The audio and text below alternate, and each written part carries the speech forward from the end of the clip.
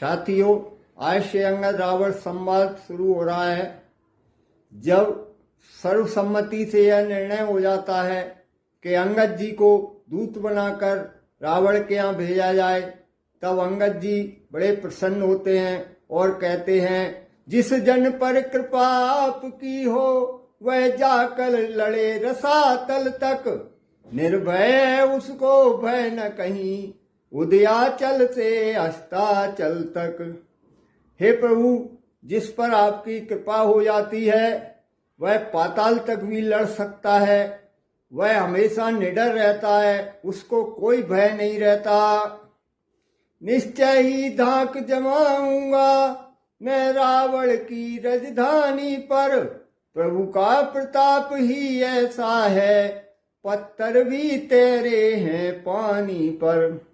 हे प्रभु, मैं निश्चय ही रावण की लंका नगरी पर धाक जमा कर आऊंगा।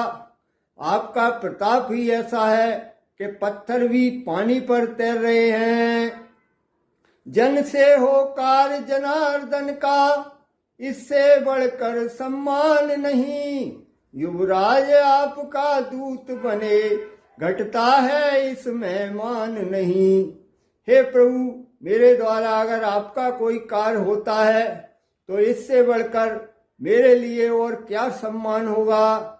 राम जी का दूत बनने में कभी किसी का मान नहीं घटता। मैं भी श्री अनुमत के समान सेवा करने को उत्सुक हूँ, हे मेरे सर्वस्व आज्ञा दो, मैं लंका जाने का इच्छुक हूँ। मैं भी हनुमान के समान आपका दूत कार्य करना चाहता हूँ। हे प्रभु, आप मुझे खुशी खुशी आज्ञा दीजिए और अपना आशीर्वाद दीजिए। अंगद जी की बात सुनकर अब श्री राम जी कहते हैं, अंगद के यह वचन सुन मुदित हुए रघुनाथ, दे विशेष अधिकार बल रखा सिर पर हाथ।